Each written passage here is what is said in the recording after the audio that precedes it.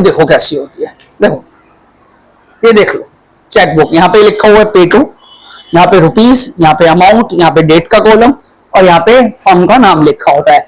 क्योंकि ये current account की चेकबुक है तो यहाँ पे फर्म का नाम लिखा होता है, और अगर सेविंग अकाउंट की चेकबुक होती है तो उस पर आपका नाम लिखा होता है। तो हम एक फॉर्मेट बनाते हैं, ठीक है, ताकि आपको अच्छे से समझ में आए। ठीक है, सबसे पहले क्या लिखा होता है, यहां पे लिखा होता है A2, ठीक है,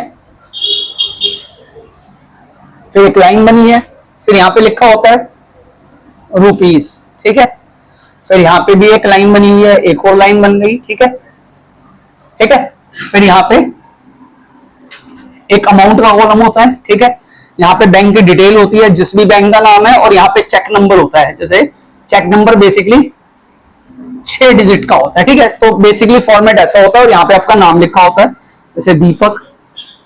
अगर मेरा पर्सनल अकाउंट है तो दीपक लिखा होगा, और अगर फर्म का अकाउंट है तो देव इंस्टीट्यूट लिखा होगा, दोनों में से कोई भी हो सकता है, ठीक है। तो ये चेक का फॉर्मेट होता है, ठीक है। अब देखो कैसे कैसे चेक को भरा जाता है। देखो सपोज करो आपका अकाउंट है, और आपको वैसे तो आज की डेट में एटीएम से पैसे निकाल लेते हैं, लेकिन सपोज करो आपको चेक के थ्रू पैसा निकालना है अपने अकाउंट में से, तो यहां पे क्या लिखोगे, यहां पे क्या लिखोगे, अपना नाम नहीं लिखना, आपका नाम तो आपके नाम से तो खुला हुआ है, यहां पे आपका नाम लिखा हुआ है, यहां पे क्या लिखोगे,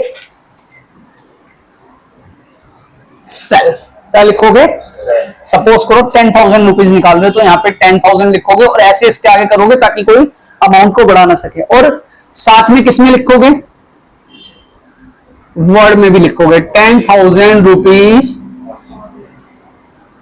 ओनली, और इसके आगे ऐसे, ताकि कोई किसी चीज कोई ऐड कुछ प्लस माइनस ना कर सके। यहाँ पे आपके साइन हो जाएंगे, जो भी आपके साइन है, ठीक है।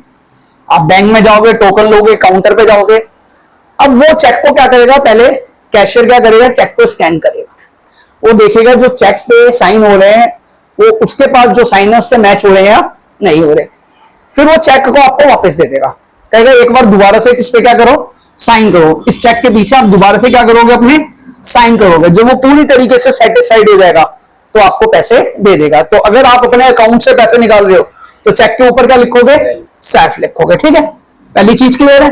दूसरी चीज, सपोज करो आपके पापा का अकाउंट है, आपके पापा का अकाउंट है, और वो कह रहे हैं बेटा जाके ना 10,000 रुपए बैंक से पैसे निकालना, तो क्या लिखोगे, तो भी क्या लिखा जाएगा, क्योंकि उनके अकाउंट से पैसा निकाल रहा है, तो यहां पे भी क्या लिखा जाएगा, सेल्फ। अब यहां पे तो पेरेंट्स के सिग्नेचर हो जाएंगे, लेकिन क्या होता है जब आप चेक लेके जाओगे ना तो उस चेक के पीछे अपने साइन भी करो, क्या करो, अपने साइन भी करो। अब बैंक में गए, स्कैन करा, उसने देखा ये साइन मैच कर रहा है, फिर वो आपसे पूछेगा कि भाई ये किसका अकाउंट है, तो आप बोलना मेरे पापा का अकाउंट है, तो वो क्या करेगा, वो चेक को आपको वापस देगा, और जो आपने पीछे साइन कर रखे हैं चेक के वैसे साइन आपको दोबारा करने पड़ेंगे। जब भी आपको कोई चेक दे, खासकर सेल्फ लिखा हो, जैसे आपके पेरेंट्स दे, तो उसके पीछे साइन जरूर करें।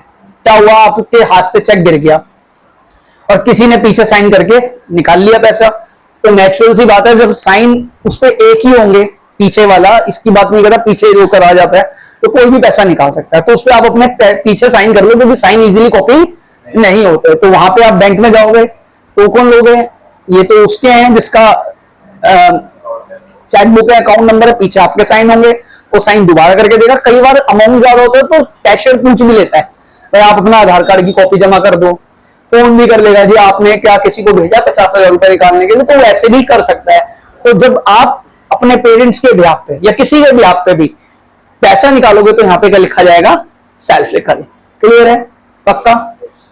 अब तीसरी चीज क्या होती है चेक के मामले में, देखो यहाँ पे डेट का भी कॉलम होता है, ठीक है। चेक के मामले में तीसरी चीज होती है क्या, कि आप अकाउंट पे करते हो। क्या करते हो, अकाउंट पे। अकाउंट पे समझते हो, मतलब मेरे अकाउंट से, क्या अकाउंट पे का मतलब होता है कि मेरे अकाउंट से सीधा पैसा आपके अकाउंट में जाएगा, आप बीच में कैश नहीं निकाल सकते। मतलब सपोज करो जैन साहब मेरे को चेक दे रहे हैं देव इंस्टीट्यूट के नाम का, तो जैन साहब यहां पे क्या लिखेंगे, देव इंस्टीट्यूट, ठीक है। और साथ में एक और चीज करनी है, यहाँ पे ना 2 क्रॉस मार देंगे। क्या मार देंगे? 2 क्रॉस। इसे कहते हैं बेसिकली अकाउंट पे। क्या कहते हैं? अकाउंट पे। जब ये 2 क्रॉस लगेंगे, चाहे आप अकाउंट पे लिखो या ना लिखो, अगर आपने चेक के कोने पे 2 क्रॉस लगा दिए तो इसका मतलब क्या है कि कोई व्यक्ति उससे वैसे, जैसे आप सेल्फ में चेक निकालते हो वैसे कैश नहीं निकाल सकता। इसका मतलब क्या है कि जैन साहब के अकाउंट से सीधा पैसा मेरे अकाउंट में जाएगा। क्लियर है? और उसके लिए वही पेंसिल वगैरह या इस चेक के पीछे वो सारी डिटेल मुझे भरनी पड़ेगी। क्लियर है? चेक क्लियर है? ठीक। अगली चीज क्या है? डेबिट नोट, क्रेडिट नोट, ठीक है। ये बड़ा इंपॉर्टेंट है एग्जाम के पॉइंट ऑफ व्यू से, ध्यान से समझना। देखो सीधा सीधा, क्योंकि आप 11th के बच्चे हो, तो सीधा सीधा तो ये बताया जाता है कि डेबिट नोट जो होता है वो परचेज रिटर्न के लिए बनाया जाता है। किसके लिए बनाया जाता है? परचेज रिटर्न के लिए बनाया जाता है, या आपने कोई माल वापस करा उसके लिए, ठीक है। अब डेबिट नोट जो बनता है वो परचेज रिटर्न के लिए बनता है। किसके लिए बनता है? परचेज रिटर्न के लिए। और जो क्रेडिट नोट बनता है